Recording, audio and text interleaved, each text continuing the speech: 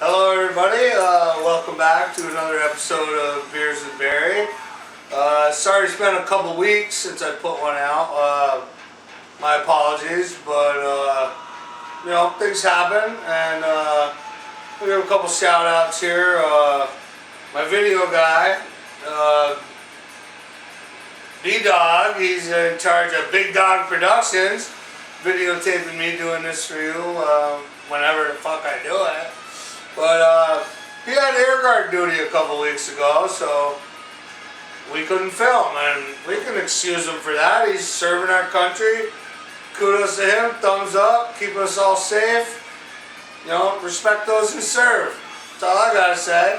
And then last weekend, he wanted a little vacation time and a weekend for his own, and everyone deserves that. So can't fucking argue with that. But here we are, back this week again. Welcome back. If you haven't seen this before, welcome to any new people. I'm going to try to keep it short. I've been instructed by this guy called Richard Tucker, who gave me some constructive criticism and told me that I should try to keep these things under 12 minutes long because people just aren't interested in listening to me talk this long. My question is, how long would people be interested in looking at Richard in his bathing suit while at the beach? And I hope to God that when he watches me on these shows, he's not wearing that pathetic little red banana hammock sitting on his couch and watching me. But Richard, I did take your criticism and I will try to cut it down. But after wasting this amount of time talking about this, I probably will go over your 12 minutes. But I do have a timer set on my Samsung Galaxy S5. Thank you, South Korea. And from that, we'll move on. I guess my next shout out will go to someone who apparently has liked what he's seen of me so far. And James Godding was giving me shit at the bar last night at the dry dock and saying, when are you doing your next show? Somebody's dying to see your next show. So, Jay Bouchard, here I am. This is my next show. I'm glad you like it. Shout out to you. Kick back and listen. What am I going to talk about tonight?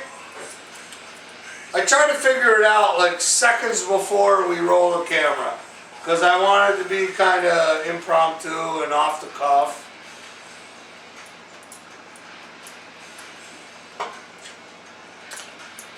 With the election coming up, politics is hard to steer clear from.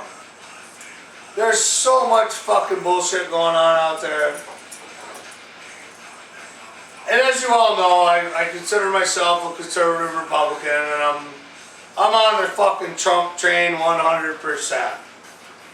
Now, Trump isn't perfect. And I'll be the first to admit that.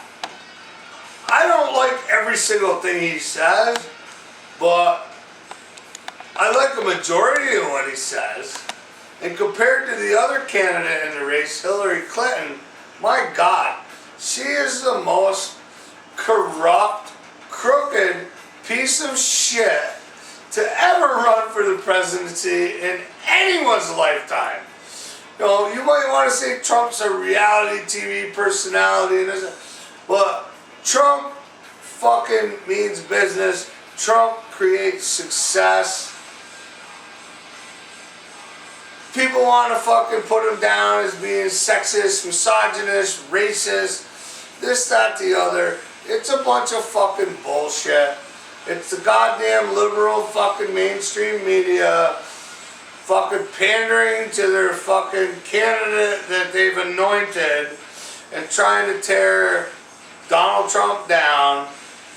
He's done more in his lifetime to help America than Hillary has ever fucking done. She's got so many scandals and corrupt deals and lies and pay-for-play schemes. I mean, it's embarrassing that anyone could even think of voting for this woman. She is so corrupt, so bought out by Wall Street, so mainstream establishment, and you see what that has gotten this country. And we're in a world of shit. And Trump realizes it. He wants to fix it. Excuse me. And for the people who don't like Trump, I ask you why. Yeah, he's boisterous. He can be loud. He's got the bravado. But when it comes right down to the brass fucking tacks, what this country needs right now, Trump is the goddamn answer all day, every day. You look at the polls, and I mean the real polls, not the fucking polls that CNN and MSNBC and all the mainstream cable fucking companies, CBS, NBC, ABC, give you, because they cater to the left and they skew all their results and they fucking try to provide you the narrative that they want you to believe instead of listening to the true feelings of the general public, of the American people. Over 70% of the American public supports border security and immigration control. That's what Trump stands for. The Democrats don't give a fuck about the border and want to grant amnesty to everybody, which hurts the people that live here. The Democrats favor abortion and are against capital punishment. Republicans are kind of the opposite. We not big fans of abortion and favor capital punishment. Let me ask you something. Would you rather kill a convicted cop killer or an innocent baby? The choice is pretty fucking clear. Democrats got their shit backwards. They want open borders, all this trade, all this globalism. Globalism. It's just going to make everyone poorer. It's going to take the fucking top tier countries and bring them down to middle tier and third tier countries. Trump's message is right for America, and it's right now. It's nationalism, Americanism, America first. Take care of our own people before we go fucking taking care of all these other people that are just sucking on the fucking American tit to get whatever they can out of it. I'm not against helping other people. Not at all. I believe it or not, and if you don't believe it, whatever, fuck you, I don't care. Well, I have a compassionate heart. I have sympathy and empathy for people in need. I am not a racist or a bigot or a sexist or a misogynist in any way, no matter what people claim. I believe in justice for all, but I believe in justice for America and legal American citizens first and foremost and above all. And after we've got everything set for us, we can start taking care of other people. And that's what Donald Trump wants to do. He doesn't need to be in this fucking race. He's ridiculously rich. And he's going to be for the rest of his life, no matter what the fuck happens. He has gotten in this to do it for the people. To shake up the establishment and give a voice to the silent majority that feels like they haven't been spoken for in years. Because we elect these fucking people to go to our state legislatures, state senates, federal, the House of Representatives, the Senate. We vote for them because of what they promise us, and once they get there, They don't fucking give us a goddamn thing that they promise us. They fucking take all kinds of shady deals and backdoor handshakes and pad their pockets and do whatever they can to support their career. And that's exactly why the Senate and the House need term limits. The president is limited to 2 terms, but we got these fucking idiots that have been in the House and the Senate for decades. And what are they? Our country is getting shittier all the time. The goddamn fucking approval rating of Congress is in the teens. That's unacceptable. They're not meant to be there forever. They're not meant to be there to help themselves. When the founding fathers formed this country, the idea was for citizen statesmen to come in and make the laws, and every few years they changed out and you let other people in. The old guys got out, the new guys got in. And we went off that track, and now we got people that are in there for 20, 30 fucking years, the good old boys club, fucking making rules for businesses and themselves, and the little people suffer. You know, middle class, they talk about the dwindling of the middle class. Even if you make $250,000 a year, you're still considered middle class. I tell you what, I'd love to make $250,000 a year, because if I did, I'd think I was fucking rich as fuck. And these politicians, these bigwigs, the Wall Streets, the banks, the hedge fund managers, they are so out of fucking touch with regular America. I'm talking people that make $50,000 a year and less. And my timer's going off. Excuse me. That's 12 minutes. Richard Tucker, I accept your constructive criticism, but I'm not going to take it right now, because I wish it was that easy to shut you up, Richard. Just swipe a button. But anyway, I'm going to go beyond my 12 minutes because I'm passionate about this shit. Plus, I have a good little story coming up for you that I don't want to take a couple minutes, and then we'll end this before we get too far. I don't want to bore any of you. But this year, the election, even if you don't like Trump, you call it the lesser of 2 evils, call it whatever you will, but there is no fucking way that Hillary Clinton can ever be allowed to be the President of the United States of America. Excuse me. Trump is a better person for the job. I ask you all to vote for him. If you don't, whatever, it's your choice. But to vote for Hillary is a vote for more the same. I'm voting for Trump. I'm asking everyone I know to vote for Trump.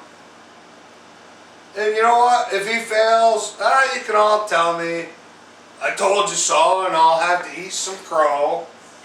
And maybe I'll look like a little bit of an idiot, but won't be the first time I ever look stupid, so I don't give a fuck.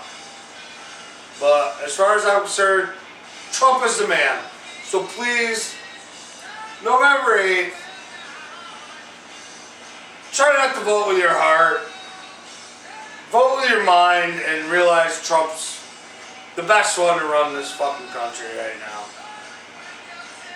And I'll end the politics on that. I got a few more minutes. I don't want to go too long, so now I'll switch over to a funny story, I guess.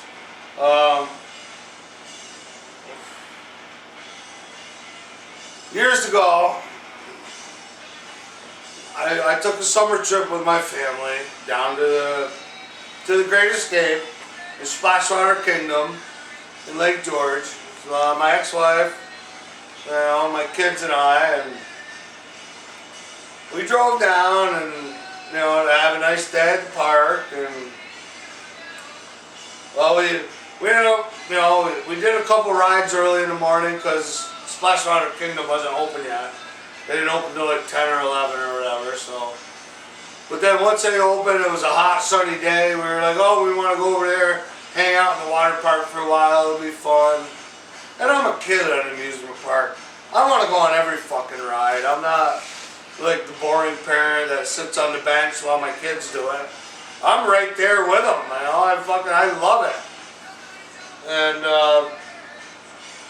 but they went to go on one ride, I think it was the Black Cobra or something. But my kids and my wife wanted to go on it, but we had a bag with a camera and shit, so someone had to stay off the ride, so I agreed to stay off the ride. I said, yo, you guys can go on it. I'll go down to the bottom where the slides empty out in the pool and I'll hang out there.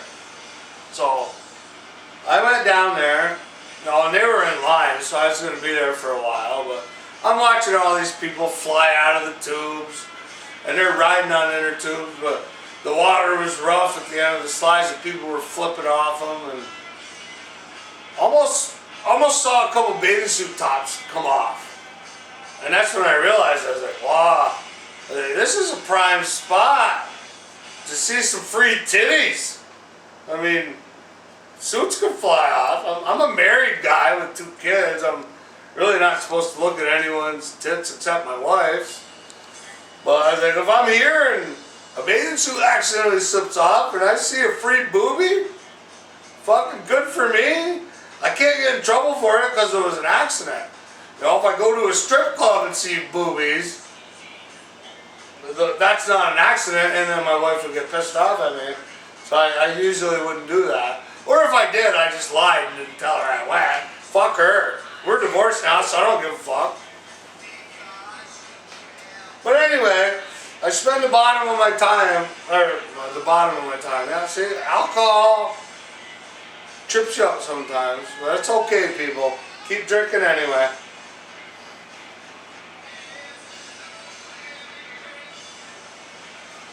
So anyway, I'm hanging out at the bottom of this ride, waiting to see free boobies.